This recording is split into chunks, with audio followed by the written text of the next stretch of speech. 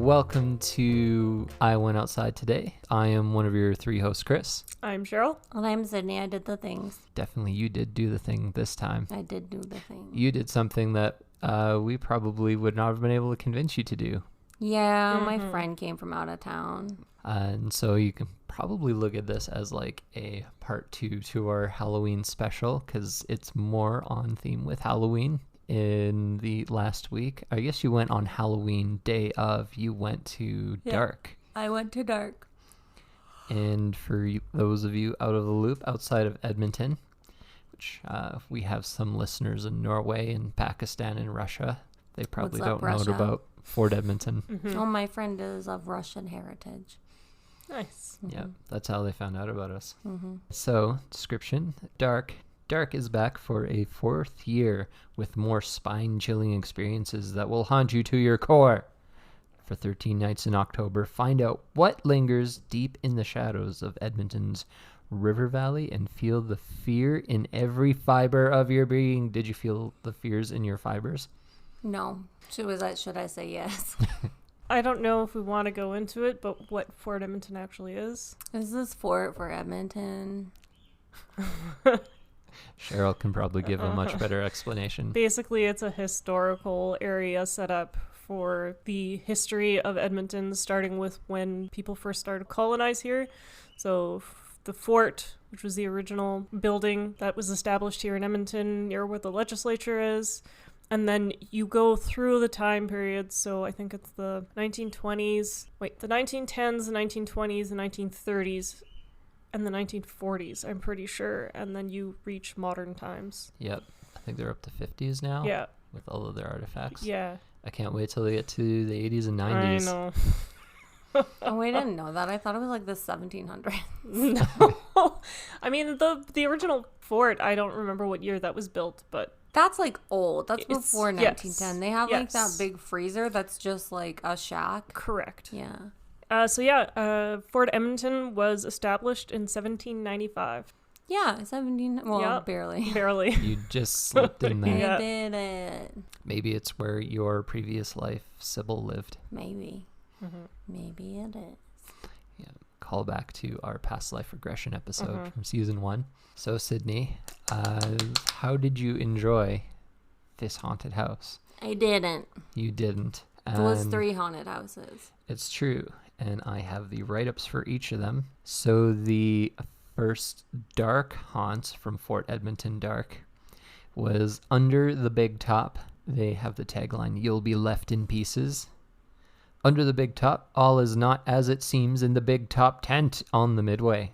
What was supposed to be a magical night at the circus quickly turns into a nightmare. A killer clown and his sinister minions take control of the circus and find amusement in tearing their audience apart and then sewing the bodies back together. Will you be forced to run away and join the circus? I didn't join the circus. What's funny though is like when you're there, the lineups are like 30 minutes. And I went on Halloween, so it was really cold. So like it's sort of a weird place to be because you like don't want to go inside because clowns are gonna fuck with you, but you don't want to stay outside because it's cold. Captive audience. Yeah, it's conflicting. I just like a history about me. I fucking hate haunted houses. I don't like jump scares, and I accidentally did Eli Roth's Goratorium without knowing that he was like the dude that did Hostel, and I did it in like June in Vegas, and it's just like a spooky storefront, and you go in, and then this lady who is not very nice was just like, oh yeah, we just have this cool little like exhibit that you could go check out if you want. And then it's like a full-blown, fully immersive it was a permanent structure like haunted house, so it's like even more scarier. So I just haven't liked haunted houses since that happened to me. And on the flip side of that, Sheryl and I love going to haunted houses. Because something's wrong with you guys. We've been to Fort Edmonton Dark a couple years now. Yeah. We've also been to our other local haunted house company, Deadmonton House. Right now they're still running. They will let you go through the haunted house with no lights on other than your own flashlight that you carry. No. That sounds awful. Next year. No. So I do have a question about the Under the Big Top. Yeah. Are you afraid of clowns? I have mixed feelings about clowns Yeah? because I read it. I'm not like super afraid of all clowns, but I just feel like they're up to no good. That's fair. Just afraid of clowns living in sewers. Don't like clowns in sewers. Don't like murderous clowns. I fucking hated like that. What was it, like 2016 when there was like all the killer clowns one? Yeah. Like I hated that shit. That was awful. One became president. Yeah. It's the Zing. political humor of the show. Ba-doom, boom, shh. So I'm not like super afraid of clowns, but I don't love them. And I don't like anything that's like murdery and like, you know, gonna try and scare you.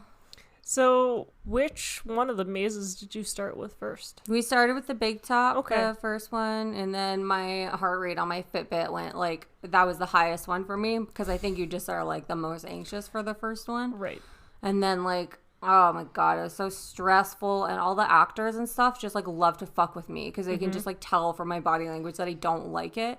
So this creepy ass clown lady was like following me around and she was like, you look uncomfortable. And I was like, yeah, because I'm being fucking stalked by freaks that are waiting to scare me. That should make most people uncomfortable. I don't understand anyone that likes these things. I don't understand either of you. It's not fun. It's a lot of fun. Yeah. No, it's not. Get away from me. Like when you walk by and there's like a guy cackling there and he has like, I don't know, a horrible mangled body that he's sewn together parts together. Gross. Possibly fake, possibly real. You never know in a haunted house Yeah. if it's being run by a real psycho. But Sheryl and I are just like, look at that. Check out that guy. Yeah. I think a lot of the scare actors don't like to mess with us because we're both, the person will be like walking up trying to be all creepy and we'll just be like, hi, how's your night going? And they're trying not to break character, so. They Yeah. see the wonder and happiness in her eyes and they're just like, oh. Oh, I Yeah. hate people like you, but that's like the whole irony is like they love people like me because it like actually scares me because I don't like it. And actually, in the Goratorium, they made us do it by ourselves, so I couldn't do this. But in every other haunted house that I've ever been in, I run ahead to the group in front of me because there's safety in numbers all the time. And I'll just like I'll get real fucking close to you so that someone will scare you, and I'll be like ready for it. You know, it would be a good addition to a haunted house is if you had like planted groups of people, and then when you run ahead to them, they all turn around and they don't have faces. That would fuck me up. There was one part in the Big Top too where like I'm just trying to run and get through it and stay with the group ahead and be like safe, and then they like split you up, and I fucking hated that shit. They like, you're just going through this part and they just grab the guy in front of us and they're like, you can go this way, and it was like some creepy ass Harley Quinn son of a bitch that was just like, and then we had to go by ourselves into this other place and it sucked. And my friend that wanted to do this like so desperately like has awful night vision. And she's like basically blind. So no. like I was like, you can't even see anything. Like, why is it even fun for you? But she had a fucking blast. She loved it. She was a freak like you too. We're going to add her on Facebook and then we're going to peer pressure you into doing other things. No. Oh, now I'll never tell you her name. I didn't even think of that. You're just like, who got Sydney to do a haunted house? I think you told us in the car on the way here. Oh yeah, I probably did. Yep. Her name's Sarah. Yep. Hi, Sarah. Hi. Strange thing is, like, normally I hate clowns. Oh really? But if they're dressed up to appear scary, I don't mind them at all. It's the happy children clowns that just creep me out. It just seems wrong. It gives you like a Gacy vibe. Yeah. Oh, Gacy. Yeah. I thought you said gay vibe, and I was like, Gay no. vibe. Maybe? I don't think I've ever met a gay clown. I'm with Chris on this. If it's meant to be scary and they're in like full makeup, I'm able to be like, oh well, they're meant to be creepy. Like it's part of the show, I guess. Whereas when it's like randomly somebody, like when we were kids, when they used to have like people dressed up as Ronald McDonald at McDonald's when you had your birthday party there, like that was creepy because you like they look like they're supposed to be your friend and they're being all silly and goofy and you're like, what is your motive? I mean, though, I don't like hate clowns, but I don't like them because do you remember like when they used to do that Coca-Cola Pepsi Taste Challenge Yes. in like the 90s and you could win tickets to Prozac? Yeah. A clown cut in front of me in line and won the Prozac tickets right in front of me. Aw. So clowns can go fuck themselves. Yeah, because he just won my tickets. It would have been me. You're on notice. Clowns are on fucking notice. Because I just remembered that. I had suppressed that, stuffed that down the old memory hole. But now I remember, and I'm pissed off about clowns again. So now we just need to take you back to dark, and then you can fight a clown.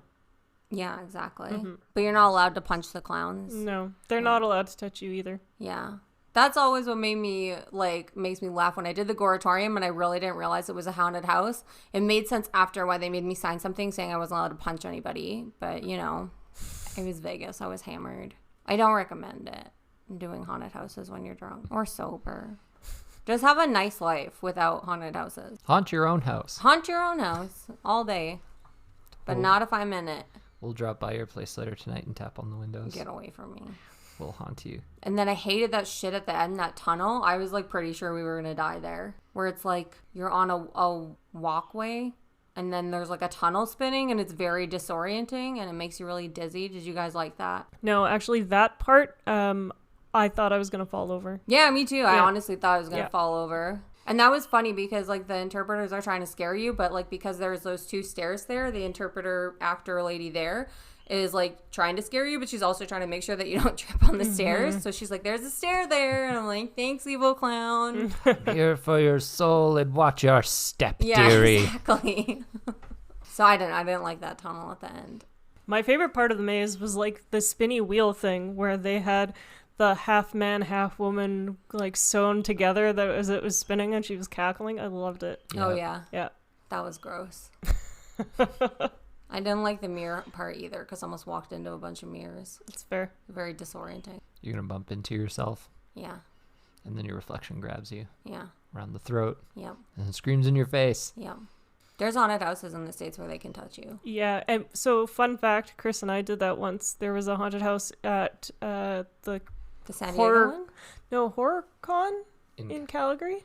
I think it was Screamfest. Okay, Screamfest in Calgary. And we had to sign a waiver basically saying that we were okay with them coming in, touching us and whatever else. Off. Yeah. Why? Because half the stuff that we went through, we weren't finding scary. Like, I think the only one that was kind of off-putting was the one that was like the 3D glasses, but that was just because it didn't work very well. Mm. It wasn't that. It was the glasses were meant to mess with your depth perception. Oh, okay, right. So, like, you're walking through a haunted house and you're just, I don't know, you almost have, like, drunk vision or, like, beer goggles. Mm-hmm. And you can't tell how far away things are. And, like, everything's lit up with black light and fluorescent paint. So it's just, like, wild. Ugh, I hate it. Yeah, that was... And other than that, there wasn't really any, like, the haunted things, like... They got predictable by the end of it. Like, I could tell, like, when the scares were going to come, and it was just like, oh, this is kind of boring.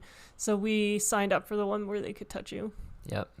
I feel like you weren't hugged enough as children or something. Like, that's such a fucked up thing to do. That's such like to pay someone money to do. I was hugged at the end of that haunted. Gross. I was bear hugged from behind and carried to the finish line. Yeah, that's they picked him up. hilarious. Yeah. That's really funny, actually. The person who did that turned out to be the owner. Yeah. That's so funny. And he talked to Sheryl and I for a few minutes. Afterwards, he was like, how was that? And so we had a talk with him about, like, the event. And yeah, it was pretty cool. We That's made a friend. interesting. You made a friend. Mm-hmm. So Sarah says that when she does haunted houses, she likes really disturbing, creepy shit that's going to be like burned into her mind. She doesn't necessarily like the jump scares. Yes. So are you guys jump scare people or like creepy burned into your mind? I like a good theatrical setup. Like if the lighting's all right and they have the fog and, you know. So You like a vibe. I like a good vibe.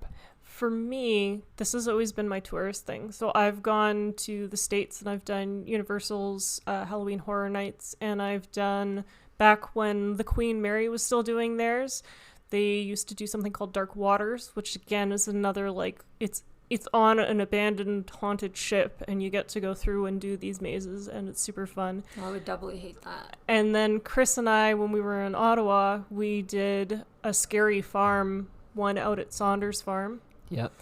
And so what I like the most is the anticipation of something happening. So one of the things that stood out the most for me was at one point I was going through the Queen Mary in one of their mazes, and the just woman, she's dressed as like a dead bride, and she just smiles. She's just smiling at everyone, like this big smile on her face, like not touching anyone, not moving. She's just looking at everyone and smiling. And it was so much more creepy because you're anticipating something's going to happen, Yeah. but nothing happens. Yeah. And I think that is more like the atmosphere is more important, or the anticipation of something happening. Yeah. The Goratorium had tons of that Yeah. shit, and I absolutely hated it. I love that part. Blech. So I'm just reading them in order of what's listed on their website. So under the big top, there was Core Industries Lockdown. Was that the second one you did? Yeah, I did them in order. I don't who didn't do them in order. There's like a way to walk through the park, and people did them in a weird. I didn't like anyone that did them out of order. Well, we did them in the reverse order. Why? Because the lineups are shorter if you go further back in the park. You're standing outside less. Oh, I guess then you don't have to hike all the way back. Correct. Because you're... Already. Well, whatever. I did it the other way. I didn't want to do the core industry ones. I didn't want to do any of them. But you did. Mm-hmm. So the description of Core Industries: 2 years ago, a fungal parasite outbreak occurred at Core Industries, gruesomely mutating and controlling the workers. The lab has been sealed shut ever since, locking those left behind inside to suffer an unimaginable fate. Could you imagine the fate? I could imagine the fate because I lived it. So... You are assigned to join a special operative team and head inside for the first time since the outbreak to assess the carnage and retrieve a sample of the fungus. We're confident that enough time has gone by to curb the infection inside, but your instant dread tells you otherwise. Yeah, there was instant dread. That one I did think the beginning was cool, but I didn't want to do it. Where you like, when you walk in, first of all, it's frozen, so I was just excited to be inside. Yep. But then there's like that lady at that desk, and she's like, go, go, go. But you don't even get any PPE, and she's wearing PPE, and you're like, that doesn't seem fair. You're just an intern. Yeah, exactly. Tisk, tisk. But you had to go through decontamination before you went into the lab. Yep, we did. That one, I just like literally charged through the beginning of it, so I don't really remember a ton of that because I was like, fuck this, I don't want to do it anymore. But then we got to the part where you get to this like hallway and they turn the lights off, and I hated that shit so much because it's so disorienting to just be in like pitch black, and then they like flash the lights. Oh, that was the one with the slow strobe effects, so you Yes. would get like a half second of light in the room and then it's pitch black again. Yeah. So like the first time I literally just stopped because I was like, they're gonna fuck with us, and then I waited for the lights to flash again, and then I just looked as fast as I could to see like where everything was moving. And then I found like the pop out spot on the wall, and then I just like grabbed Sarah and fucking dragged her like a rag doll around it. I was like, we gotta go. And then the weird thing that was disorienting in that is when you go through that area and they use that weird light, and then they made it so like you couldn't see your feet. Oh, right. Yeah. The room was half filled with fog, and they had a green laser Yeah. just cutting horizontal through it. So it kind of looked like you were walking through liquid. Yeah. But it was like really disorienting because I was like, where are my feet? And then I remember thinking like they probably wouldn't grab my feet because it would be like a lawsuit issue if you fell over. Yeah. But there were people hiding in there. Did they jump out at you? In the part where like you think there's a mirror and then it like switches to that mesh. In the actual like swamp looking place with the laser. Oh, I couldn't see through the laser. So fun story. We were there with friends, and my friend Ivan, he wanted to see what the fog looked like underneath the laser. So he like crouched down, and he saw the actor who was supposed to pop out and jump scare us, and he just sort of like waved at him, and he like stood right back up, and he just walked right through. Yeah, it was pretty funny. Oh, Ivan, that's hilarious. Oh, Sarah's probably gonna kick herself. She would have liked to do something like that. Yeah, she was in the clown house. She was telling everyone, she was like, oh, hey, how are you doing? Like, she likes to do that too. And there's that part with all that hair. And then she was like, those are some nappy ass wigs. And there's like that clown lady that's in there. So we've already seen her. She's already like tried to spook us. And then she jumped right at Sarah and scared the shit out of her and made her scream because like she wasn't expecting it. Oh, awesome. Yeah, that was hilarious. And Sarah deserved it. So, yeah. Yeah, she liked to mess with everyone too. And then what's after that lake? After we walked through Oh, the it's those laser room. fucking bushes. Yeah, things. it was like you were outdoors all of a sudden. Isn't that the other one? Or maybe we were outdoors. Then. Well, so they were trying to replicate the outdoors. Yeah, and it's like all those hanging things, and you have to like move them through inside. Yeah, I was literally like on top of the person in front of me Yeah. for that because I knew something was going to jump out. Yeah. So whenever you think that you're going to get jump scared, you should just invade the personal bubble of the person in front of you. Until somebody decides to incorporate my idea of putting no-faced people ahead of you in groups. That would be mean. That would be a rude thing to do. So, for future reference, if you don't want to get jump scared at those events, go in the front. And I'll tell you why, because they assume the person at the back is probably the most afraid, and they're more likely to come after you. Oh, I was trying to go for the middle. Yeah. I didn't know that, though. Yes. Do you have, like, an insider that works in haunted houses? Well, no. So Chris and I have done enough of them that, like, that's normally the way it goes. So usually leave the person at the front alone.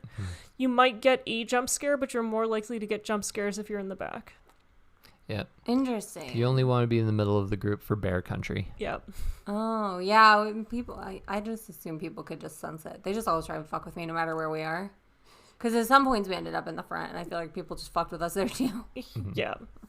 I think they can just tell who's having a good time and who's not having a good time. Yep. That's Probably crazy. from like when the first person gets the jump scare, and if they shriek, everyone down the line, they're like, oh yeah, Yeah. coming down my way. Yeah. Ugh, gross. Hate it. And then what's after those bushes? It's not like a bush. It's like a hanging. It's like if you walk through a bunch of punching bags covered in leaves, but it's meant to disorient you. So I think it's supposed to be like hanging herbs or hanging plants from those, but they're dried or they're dead type idea. Yeah. And I think after that, you start encountering some of the people that have become infected by the virus. Yeah. Then there's the... Like the people in the basement who, like, they're all deformed and screaming, help me, and... Yeah. But, like, you walk in there and it looks like a mirror, like it's, like, reflective, and then they switch something, and it's like a mesh, and there's all these monsters. So at this point, right after the clown's like, your Fitbit's probably registering a flat line because your heart is beating so fast.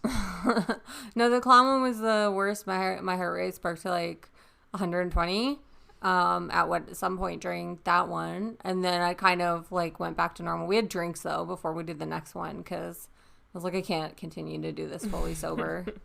So we had a drink, kind of took the edge off, chilled out by that like fire, and then when we went to do that, I think I only got to like maybe 110. Like still very alert. Yes. But like also I think it's just like you run out of adrenaline or something. Yeah, so you'll adrenaline crash after the initial one. Yeah. So. Yeah, I was the most alert. I remember the most from the clown house, I would say.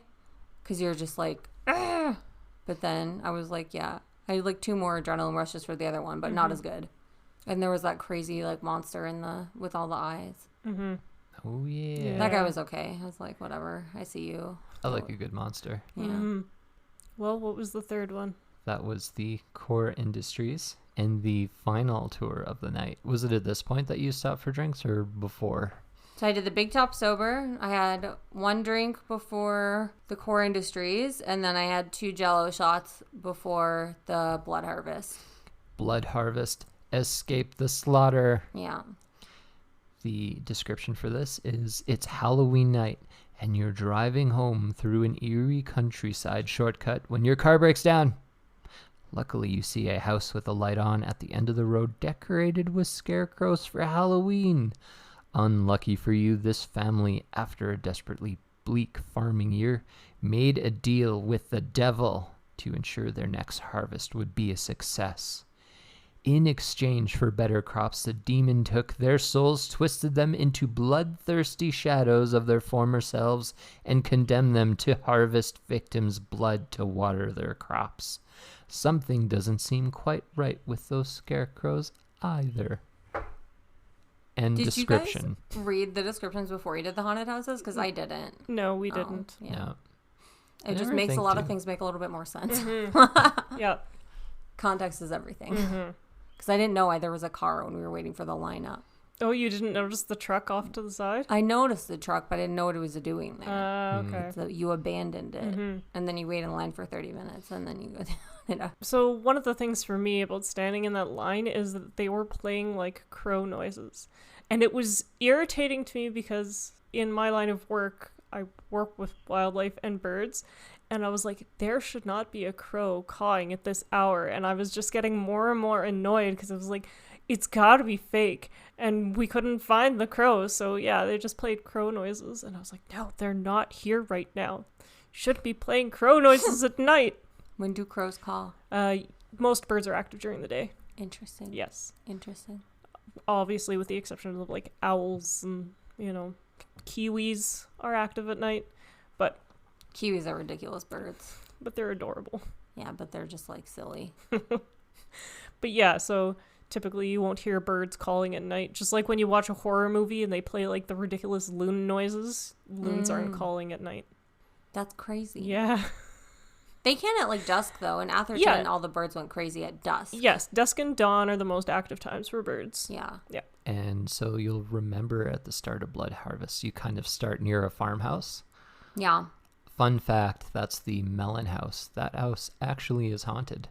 Oh, I didn't know that.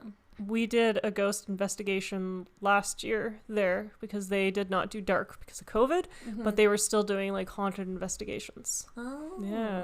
Yep, That's so interesting. small groups of 8 were allowed, so they took us into the house and we worked with the EMF readers. We had some people, one of the people on our tour was psychically gifted, I think he said he was. Yes.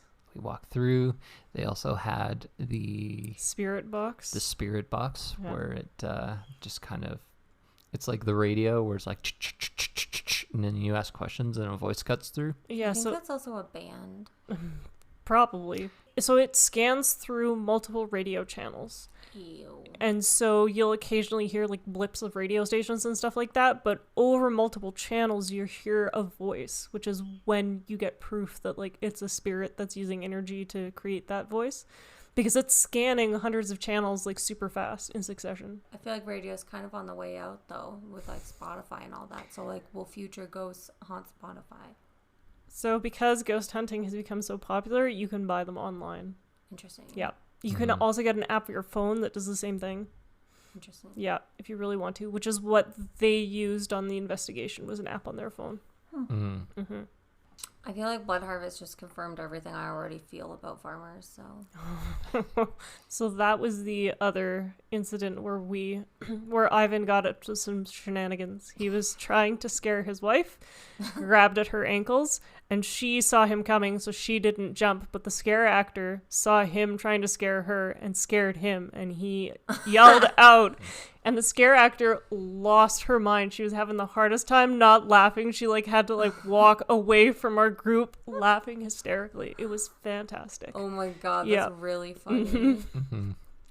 It's also pretty good because it was also another point where he kind of broke the ambiance of the thing, because we were walking by the Melon House haunted house and he saw the light was on and he thought there was probably like a pre-show going on in there, like as you walk by, like maybe you see someone get murdered. I'm not quite sure what he was expecting, but he like runs up to the window and he peers in because you can see the light is on, and inside he just saw the guy working on a laptop, which I think controls all the lights and the spooks and everything. Oh my god, that's really funny. Yeah. I never thought to do anything like that because I just hate it and I don't want to be there. I did ruin the first scare for everyone though, because I think we were more at the front of that group, and I just so fucking done with people jumping out at me that when you go through all those bed sheets, there's like all these bed sheets hung up and you have to like walk through them and they're placed like messy so you can't like see a straight path, and I was just like not having it. So I was grabbing them and like throwing them out of the way and like looking everywhere, and then I saw the first guy just like crouch there and I was like, ah, sir, I see you. And then like he couldn't scare anyone in that group. It was kind of like, what the fuck? Yeah. But like it wasn't even like, I didn't mean to, I just didn't want him to scare me. But yeah, I ruined it for the whole group. Well done. And he was just like awkwardly kind of crouched, like totally up to no good, about to scare us. And then I just like fucked it up for him. Sorry. And then you see that lady that made the deal with the devil, and I was just like not having it. No. Because like you said, like she doesn't like jump scare you. She's No. just like creepy around you. I love it. Mm-hmm. No. Did you feel a kinship with her because you have a Bune pendant somewhere lost in your home, and you had also made a deal with a demon to get riches? No, that's different. That's different. Yeah. Okay. I didn't make a murder deal. Maybe I should have, but Yeah, I don't know. Are there any unexplained murders in your neighborhood and then you just have like blackout memories where you can't remember where you've been? Nope. I was listening to another podcast yesterday driving home from work, and they were talking about how this woman had bought a necklace from a creepy old seller in Salem, Massachusetts when they were on a field trip there. And when she turned around, the like complete display and everything disappeared. And so she wore this necklace for like a while, and then it randomly vanished for no reason. And she was like, well, what the hell? Where did it go? Yeah. And then fast forward a few months later, she was sleeping in bed and she could hear some noises. And she was like, what the hell's going on? And when she reached out into the darkness to like try brush things out of the way, she ended up grabbing the necklace with her hand. Ew. So maybe you'll find the Butte pendant yet. Mm-hmm. Maybe that shit's gone, dude. I didn't lose it. It's just not there anymore. Well, it will come back to you one day. Maybe. Listen to our season 1 Get Rich Quick episode for an explanation on the Bune pendant. But I didn't lose it. It's just I don't have it. It's not with you currently. It's not with me currently. You lost it. I didn't do it. Getting real defensive over there. Cause I just always lose stuff because I have ADHD and you just like put things down and then they're gone and it's not my fault. It's the fault of everyone around me. Just leave my stuff where I put it and I'll find it eventually. So I know you don't like doing haunted houses, but I've looked up the benefits of haunted houses and or watching scary movies, if you're ready for this list. This sounds like lies. This is the benefits that you had received Mm-hmm. for stepping out of your comfort zone. This is lies. So the first benefit they list is it burns calories. Oh, I should check if I burn more calories or how many calories I burn that day. So because your heart rate increases and you're breathing in more oxygen and outputting more carbon dioxide, you in fact will burn more calories going into haunted houses than you will, or watching scary movies, than you will just doing everyday stuff. Mine was about the same. It was like a tiny bit higher, but not by a lot. You just got scared out of some extra calories. Oh, wait. I guess that week was because my friend was in town, so we were running around. I got a green star on Fitbit that day for calorie burn. Nicely done. Yeah. All thanks to haunted houses. Mm-hmm. No. They can help relieve depressive feelings. I don't know about that. Did you feel depressed? I felt depressed that I had to do it. Did you feel depressed after you got to leave? No, I felt alert. There you go. That's not like better though. It relieved all your depressions. Yeah, but it made me really anxious and alert. That's not better. So the science behind this says that people who have depression go through decreases in their adrenaline levels. So when you expose yourself to something that has high adrenaline, such as like scary things or even jumping into a freezing cold lake, it can actually improve your mood because it's causing your adrenaline levels to increase. That's interesting, actually. Yeah. But like also you could maybe just chill the fuck out and do some yoga. But that doesn't get your adrenaline going up. It's true. It's not medically helpful like a haunted house is. Mm-hmm. Medically helpful. You find it medically helpful. So if I just go to the psychiatrist for my depression, he's just going to prescribe a haunted house. Maybe. Oh, yeah. If he's any good. He's any good. Well, we didn't even talk about the bus at the end of the haunted house. Sure, we can do that now. Oh, yeah. So at the end of Blood Harvest, you get to walk through a school bus. Yeah, and then, but what's stupid is when you're in line, you see the final scare. So I was shit-talking everybody, and I was like, I'm not going to scream, because you just see people come out of the house and they're all like screaming, and it's like, idiots, I see the spoiler. It's going to be fine, but then it's a guy with a chainsaw, and he chases you, and he cornered me, and I did scream. So he got you. Yeah. But at least you weren't depressed. I guess not. Oh, and there's like that part with the scarecrows, where I was just like, when you're going through all the scarecrows, I just yelled out like one of them's gonna move for sure. Like we knew it. So then we're like looking for which one, and then we walked past and he jumped down behind us and just fucking scared us into the next century. Because it's like we thought we were safe. So don't let your guard down in the haunted house. Don't trust scarecrows. They'll betray you. Mm-hmm. Okay, sorry, now we can do the rest of it. They weren't working either because we heard crows at the start. Yeah, that's true. That's true. They failed. All right, Cheryl has the next benefit that Okay. Sydney got to experience. They can influence your real life decisions. What? So benefits of encountering stuff like that is that it helps you learn to react better in stressful situations in the future. If you expose yourself to things that are scary or that are stressful, you're more likely to be able to handle stress in your regular life or make more logical decisions when you're encountering stress out in the real world versus in the haunted house. I'm trying to remember if my decisions were better after the goratorium because we had to make many executive decisions. So in this case, it could be things like deciding to not go down like a scary back alley at night, or maybe decisions to like not venture into the woods after dark, that sort of thing. Like it can influence those types of decision-making processes as well. I'm always in the woods after dark. Are That's you? when you go to the woods. Okay. That's when it's time.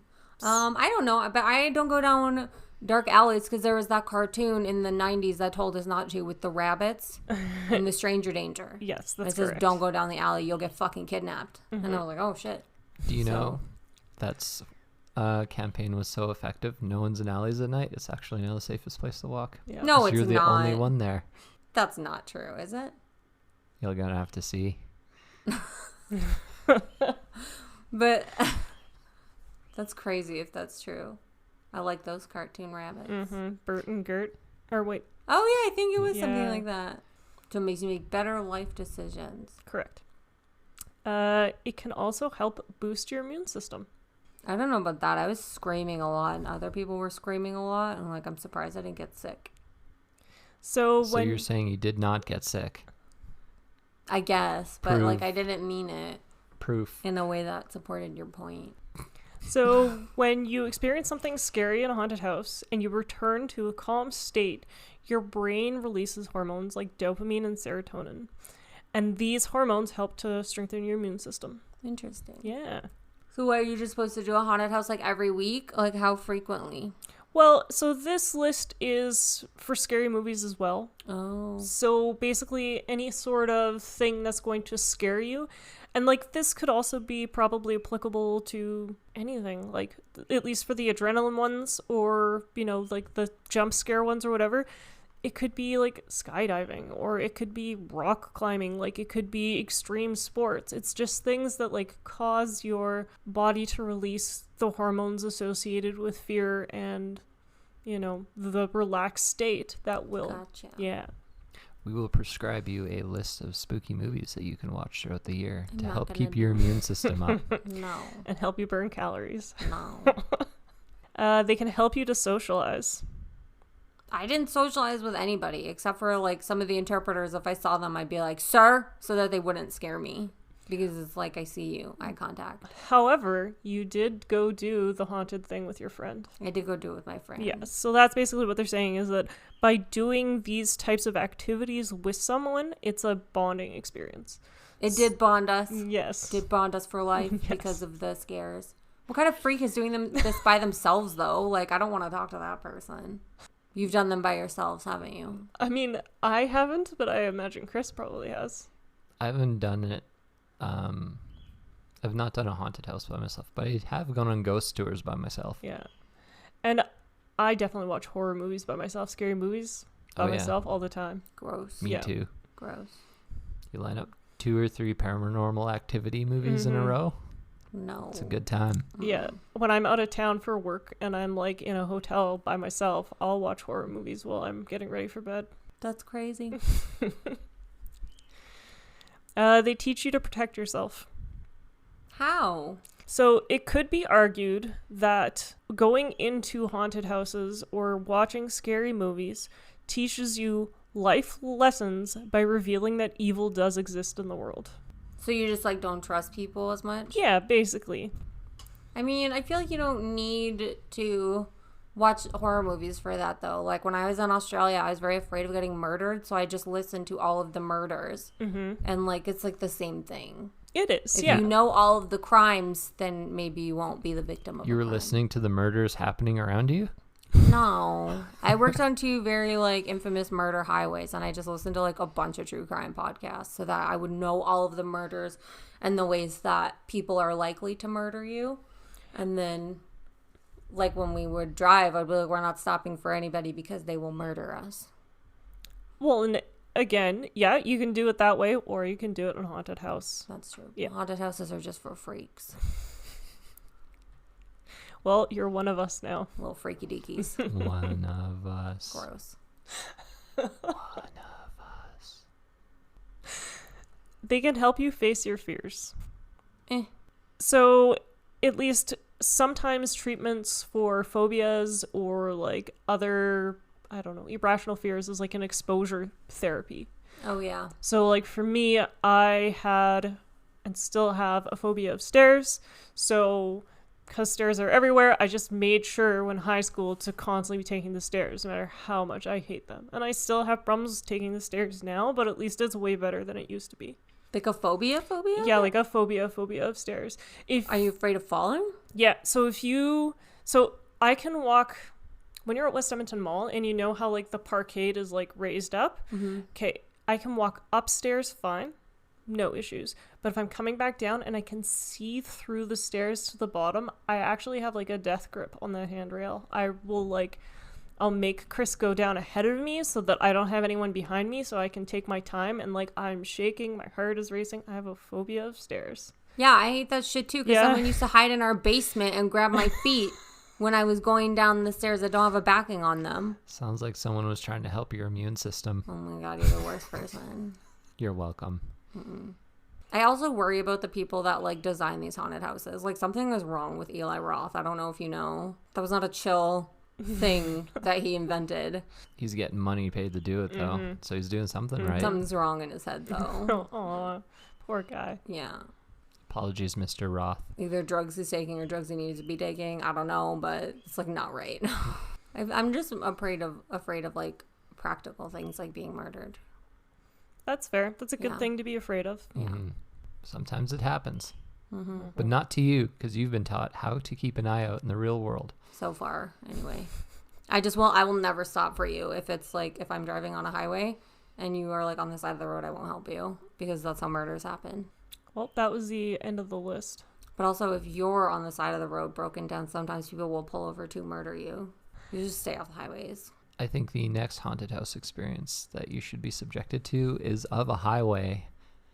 And A highway haunted house? What would that even be? maybe you're like riding in a car very slow and there's hitchhikers and they start running after your car. I don't like them too elaborate. There's like a whole elevator situation at the Goratorium, and it's just awful, because I am a little bit afraid of elevators, of them like falling. Yeah.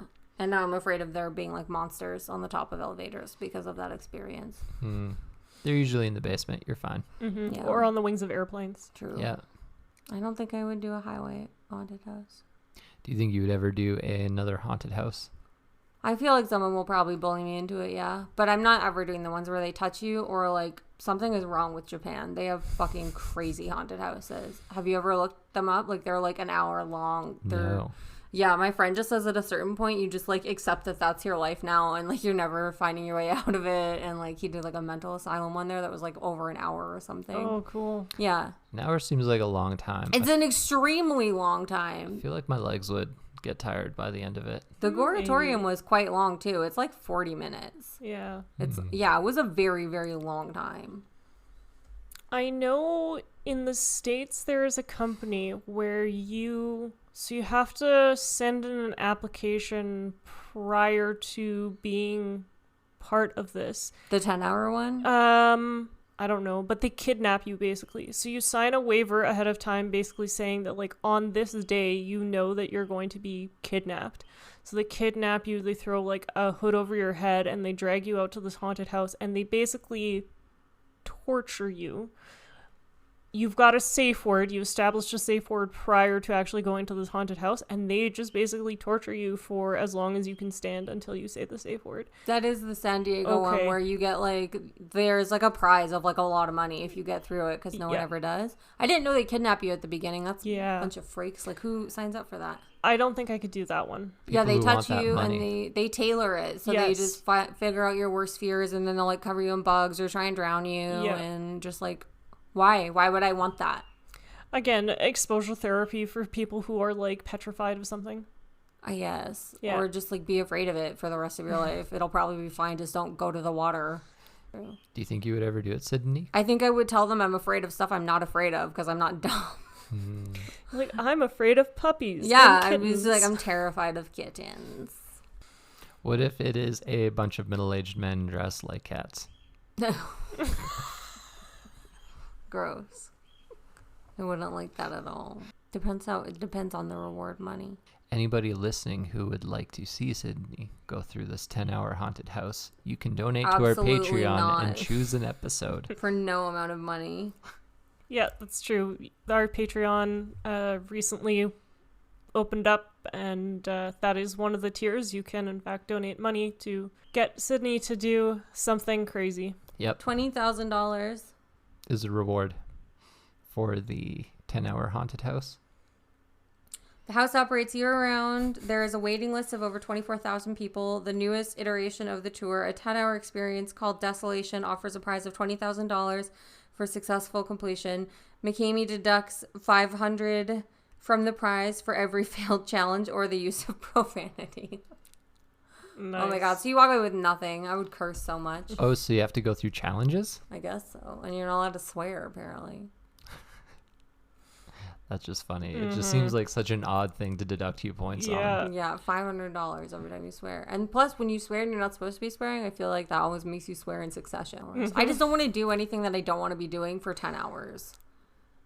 And like, what if you need to text somebody or watch a YouTube video? I don't know, 20 grand for a day's worth of work. That's pretty good. They try and drown you. Well, if you say that's your fear. Right. Yeah. So just don't say that's your fear. I guess. Are you afraid of drowning? Like a normal amount. What are you afraid of? Like in relation to drowning, or just what are my other fears? What are your other fears? I feel like I shouldn't tell you. Speak closer to the microphone. No. I have normal fears that I'm gonna keep to myself. I'm not doing that haunted house. I don't like it when people touch me. We need to get someone on here that like is a haunted house actor, because I need to know what's wrong with them. 100% we can probably do that. Actually, What makes you want to hurt people like this? so fun Would be a question. fact, last year when Chris and I did Edmonton House, there was a t-shirt that he wanted. And I contacted them to buy the t-shirt. I was like, hey, are you doing another order? And I actually got to speak to the owner of Edmonton House briefly when I went to go pick up his shirt. Oh, did you ask what's wrong with him as a person? She is actually very nice. Did you ask what's wrong with her as a person? No, I did not. She hit her head one time maybe, or... No, she seemed like a perfectly normal person. We had a good laugh about the haunted house, and I told her that I really enjoyed it, and I look forward to coming back in years to come, so. I hated the year that I did Edmonton, because they make you go down the stairs, and like, this was actually a thing of genius, but the year that I went there is like, you're going down 1,000 fucking staircases into the basement of the Paramount Theater, and it's a normal, and then you just see like a little bit of blood, and then the next thing there's like a bit more, and then like eventually it gets to like full on handprints like on the wall, but it builds the tension really well, and it was just like the worst. That's awesome. Yeah, but like, what's wrong with you that you came up with that as a thing for people to do? 1 year I'm gonna volunteer. Yeah. I want to. I stand by my statement. Okay, well then you can interview me when I've finished my I'm going to. year of scaring people in haunted houses. I'm going to. Do you think you would ever volunteer to be a spook? I actually the did have haunted house? to make a haunted house and Girl Guides, and I was the scarer, and that was pretty satisfying. And also one time when we went to Fort Edmonton Park on just like a normal day, I just stood in the basement of Rutherford House, like very still, and scared people as they went by. So what is wrong with you then? What is wrong with you? I hit my head a lot, like many times. I've had like several very serious concussions, so probably that. Well, I think we all should say a big thank you to Sydney's friend Sarah for getting her out of her comfort zone and getting her immune system boosted. I also would like to shout out and thank Fort Edmonton for putting on another fantastic dark, and we will be back next year. Oh, yes. I will We'll be thank them when back. they put heaters in the outside lineups. It was very cold. You just gotta show up on the right day. Yeah. And dress for the weather. Or just, I was dressed for weather, sort of. Just heaters in the lineups, man. I mean, you weren't naked. We've already established that you Yeah, won't do I was- things that involve nudity. I was but wearing pants for sure. Yeah. It's just like they know you're gonna be standing still for like 30 minutes and there's no heat. We live in Canada. You know we live in Canada. You know that be cold and there is no heat outside. There should be. I'm excited for global warming. I'm kidding. Cut that out. We already met me. I'm kidding. I'm going to put that clip at the start of the episode. No. I'm sorry. Well, on that note, happy post-Halloween to everybody out there. Mm-hmm. And this is one of your hosts, Chris, signing off. This is Sheryl signing off. And I'm Sydney. Goodbye, nerds.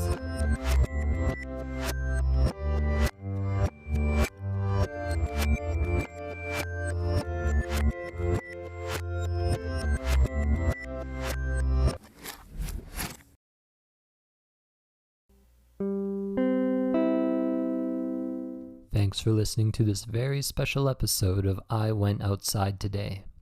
If you have comments, compliments, or just suggestions of what Sydney should take part in, send them to us on our I Went Outside Today Facebook page or by email to iwentoutsidetodaypod@gmail.com.